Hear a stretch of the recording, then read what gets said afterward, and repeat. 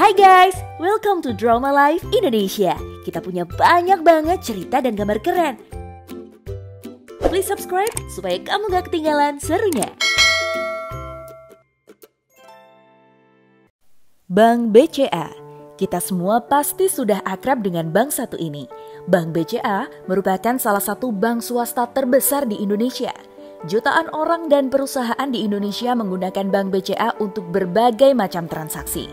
Pada awal berdirinya, Bank BCA sempat menjadi bagian dari Salim Group. Dalam perjalanannya, Bank BCA kini telah sepenuhnya menjadi milik Robert Budi Hartono dan Michael Bambang Hartono yang juga pemilik dari salah satu produsen rokok besar di Indonesia, Jarum. Nah, kamu pasti pengen tahu kan, gimana sih sejarah awal mulanya Bank BCA berdiri? Yuk, simak videonya. Sejarah berdirinya Bank BCA dimulai pada 21 Februari 1957.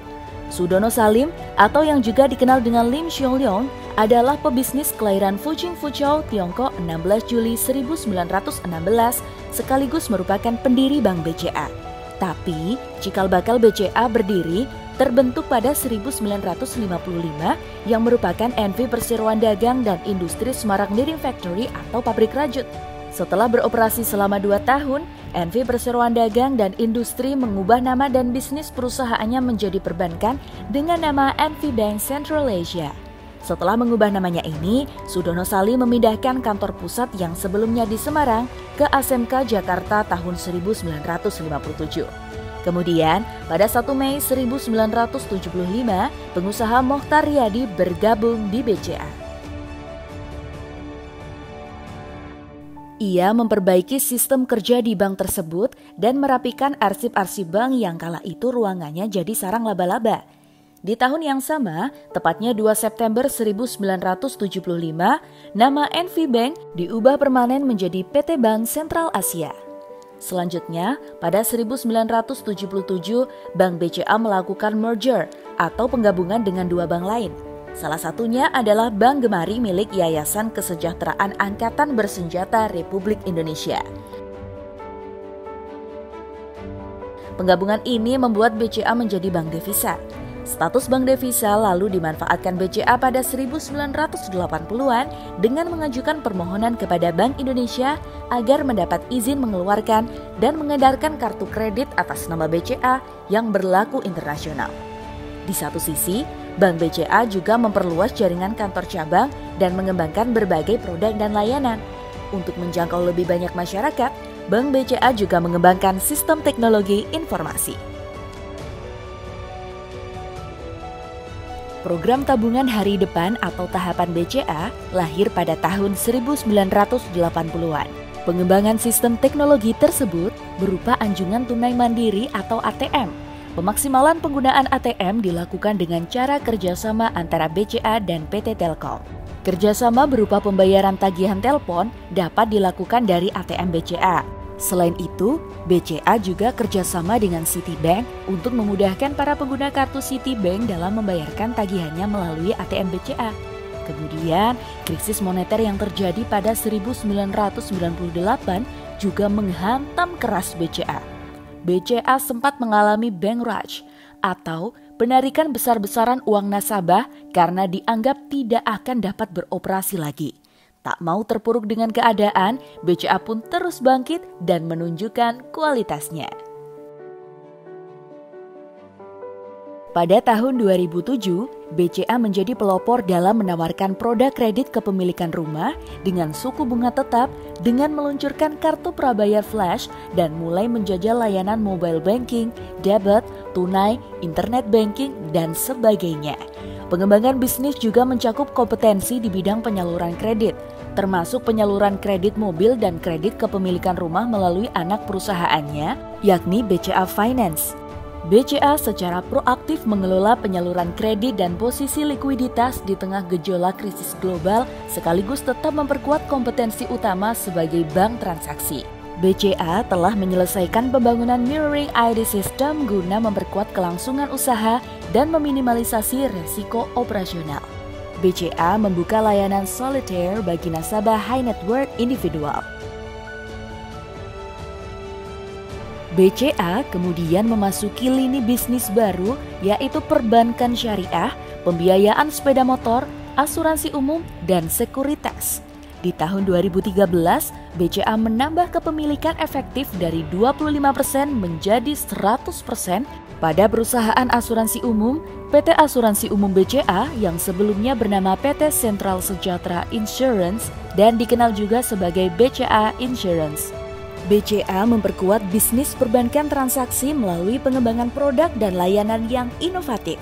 Di antaranya, aplikasi mobile banking untuk smartphone terkini, layanan penyelesaian pembayaran melalui e-commerce, dan mengembangkan konsep baru Electronic Banking Center yang melengkapi ATM Center dengan tambahan fitur-fitur yang didukung teknologi terkini. Untuk meningkatkan keandalan layanan perbankannya, BCA juga telah menyelesaikan pembangunan Disaster Recovery Center atau DRC di Surabaya yang berfungsi sebagai Disaster Recovery Backup Data Center yang terintegrasi dengan dua Mirroring Data Center DRC yang baru menggantikan DRC yang sebelumnya berlokasi di Singapura. Tak sampai di situ saja loh, BCA juga mengembangkan My BCA, suatu gerai layanan perbankan digital yang dapat digunakan secara mandiri atau self-service. Melanjutkan pengembangan jaringan ATM berbasis cash recycling machine dan meluncurkan produk Sakuku electronic wallet berbasis aplikasi. Pada Januari 2014, BCA menyelesaikan pembelian saham PT Sentral Santosa Finance. Di samping itu, BCA memperoleh izin untuk memberikan layanan asuransi jiwa melalui PT Asuransi Jiwa BCA atau BCA Life. Selama Juli 2016 sampai dengan Maret 2017, BCA turut berpartisipasi dalam menyukseskan program tax amnesty dengan menjalankan perannya sebagai bank persepsi dari Bank Gateway. Di bidang e-commerce dan cashless payment settlement, BCA membangun kolaborasi dengan perusahaan-perusahaan fintech atau e-commerce melalui Application Programming Interface atau API, platform yang memfasilitasi konektivitas antara sistem perusahaan-perusahaan tersebut dengan sistem perbankan transaksi BCA. Berbagai metode pembayaran transaksi secara online terus dibangun. Melalui aplikasi BCA Mobile dan Sakuku, BCA meluncurkan fitur peer-to-peer transfer berbasis teknologi QR Code di tahun 2018. BCA juga meluncurkan layanan One Click, suatu fitur pembayaran pada online merchant yang mengutamakan kecepatan dan kenyamanan transaksi. Memanfaatkan teknologi artificial intelligence, BCA mengembangkan Vira, suatu virtual assistant yang dapat diakses melalui berbagai aplikasi chat ternama. Proyek percontohan sentra usaha mikro, kecil, dan menengah atau UMKM diluncurkan di beberapa cabang untuk meningkatkan penetrasi di tengah ketatnya persaingan pada segmen tersebut. BCA menandatangani pembaharuan perjanjian dengan PT AIA Financial atau AIA Indonesia di tahun 2017 guna memperluas ruang lingkup kerjasama di bidang bank assurance. BCA meningkatkan penyertaan pada entitas anak CS Finance, BCA Sekuritas, dan BCA Life pada tahun 2017 untuk semakin memperkokoh integrasi dan meningkatkan kerjasama bisnis entitas-entitas anak tersebut dengan BCA. Pada bulan Oktober 2019, BCA menyelesaikan akuisisi PT Bank Royal Indonesia. Sesudah akuisisi, model bisnis Bank Royal akan difokuskan sebagai bank digital untuk bersinergi dengan jaringan perbankan digital BCA. Kesuksesan Bank BCA terus meningkat dan terus meluncurkan serangkaian inovasi. Jadi, tidak heran kalau Bank BCA didapuk menjadi merek paling berharga Indonesia selama 5 tahun berturut-turut sejak 2015 sampai 2019 versi Brands Top 50 Most Valuable Indonesian Brands.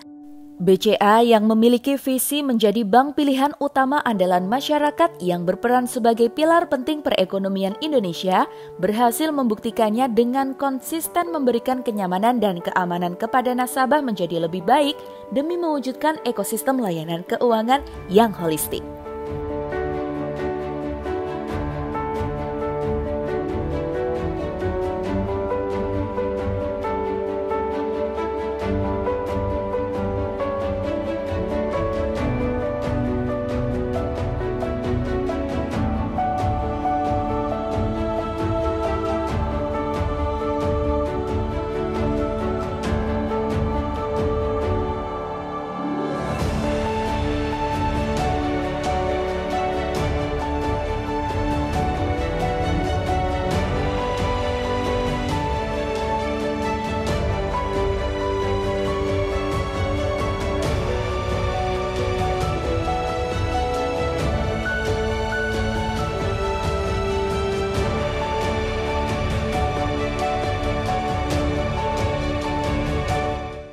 Terima kasih sudah menonton video kami. Kami sangat bersyukur dapat viewers baik dan ramah hati yang akan jadi subscriber kami.